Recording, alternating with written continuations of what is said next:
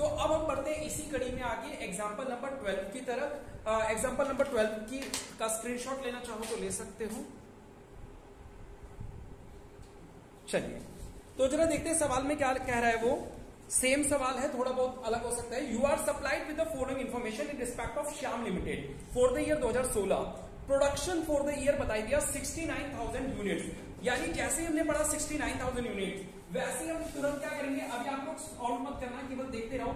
यहाँ पे सब जगह क्या लिख दोगे बेटा, 69,000 लिख दोगे, हाँ या ना।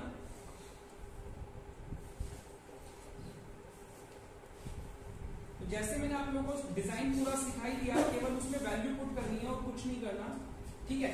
69,000 आ गया।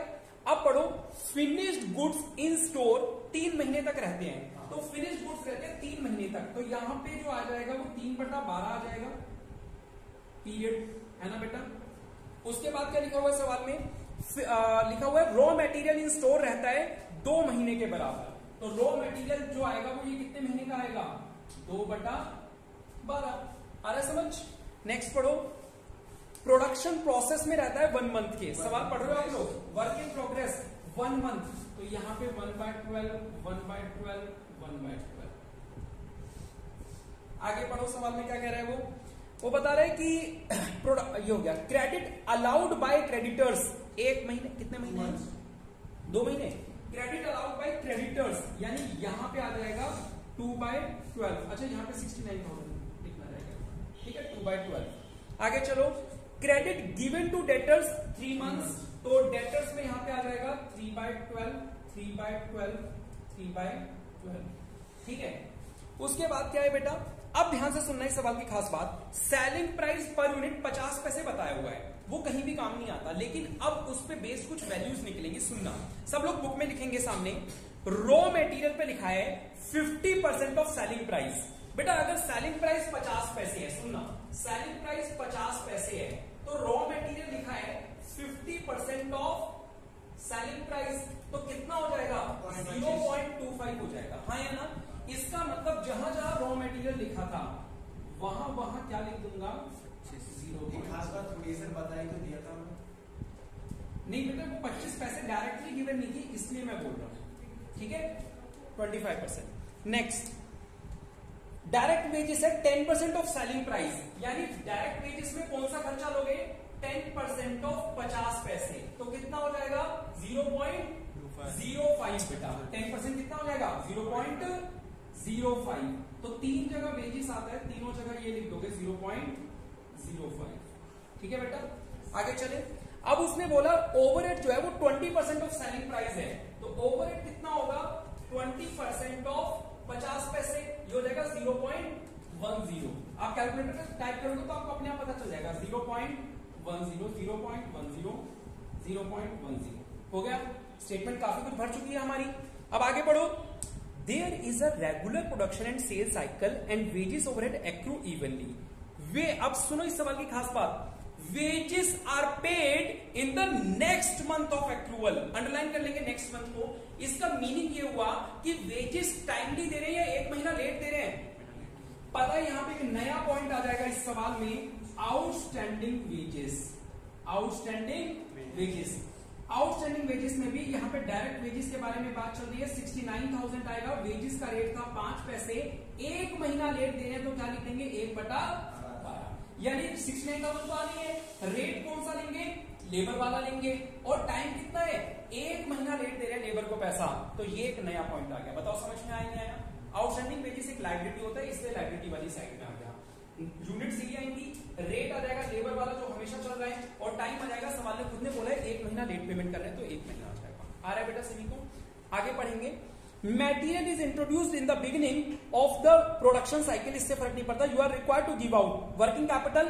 और एक इंपॉर्टेंट पॉइंट मार्क कर लेंगे बी, ये वीडियो पूरी बनना पाए ना स्टोरेज की वजह से, तो मैं आपको बता दूं बी पॉइंट ध्यान से सुन ले, it's permissible bank borrowing as per first and second method is.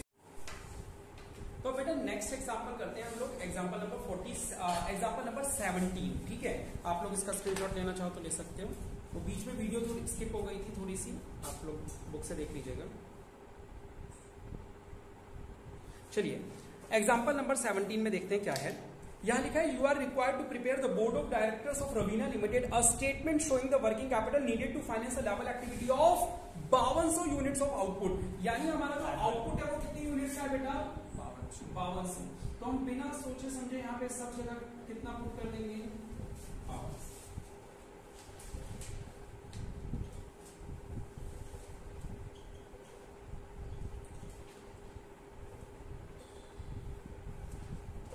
आगे पढ़ते हैं, सवाल क्या कह रहे हैं? सवाल अब आपको खर्चे बता रहा है कि रॉ मटेरियल का खर्चा 8 रुपए है, लेबर का 2 और ओवरहेड का 6। तो बेटा यहां करेंगे 8 से, यहां 8 2 6 8 2 6 8 2 6 8। आगे चलते हैं, आ रहा है समझ में? उसके बाद सवाल ने साफ साफ दे रखा है कि raw material are in stock on an average of 1 month.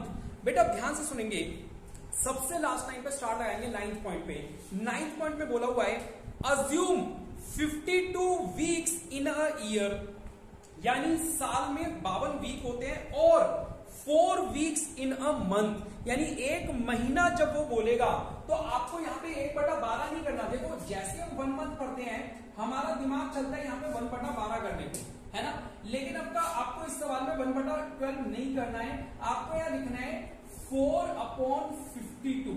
एक महीने 4 वीक के बराबर होता है और एक साल 52 वीक के। तो यहाँ पे आपको क्या करना है? 4/52 करना है। सर ऐसा कर देंगे तो आंसर गलत हो जाएगा क्या? जी हाँ गलत हो जाएगा, क्योंकि जब ये होता है 1/12 जबकि ये होता है 1/13, तो अगर 1/12 और 1/13 से वैल्यू अलग आएगी तो आंसर भी गलत ही आएगा। तो आपको हाईलाइट करो पॉइंट नंबर 1 में 1 मंथ को अंडरलाइन कर लो और अंडरलाइन करके वहां पे लिख लो 4/52। अंडरलाइन करके क्या लिख लो? 4/52। जब भी ये महीने बोलेगा उसे 4 से मल्टीप्लाई कर देना। वो 1 मंथ बोले तो 4 लिखना, 2 मंथ बोले तो 8 लिखना। ठीक है बेटा? ये 9th पॉइंट में ये बात बोली गई थी कि 52 वीक्स इन अ ईयर और 4 weeks in a month.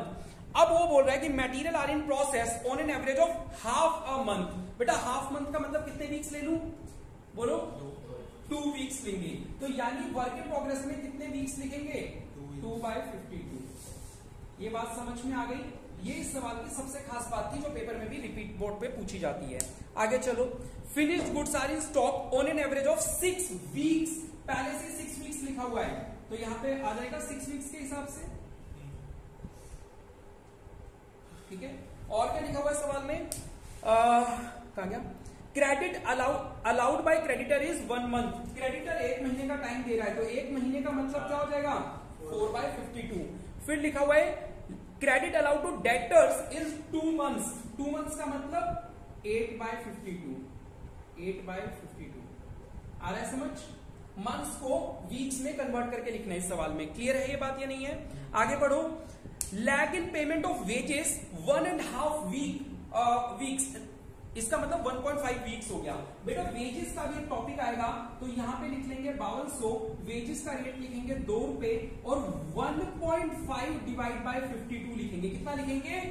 1.5 divide by 52। ये बात ध्यान रहेगी, 1.5 वीक है वो, 1.5 महीना नहीं है। ठीक है, 1.5 वीक है तो 1.5/52 लिख देंगे। आगे, cash in hand at bank is expected to be 7,500। ये नया पॉइंट है, ध्यान से सुनना। कैश इन हैंड एक असेट होता है या नहीं होता? होता है। असेट साइड में एक नया आइटम आ जाएगा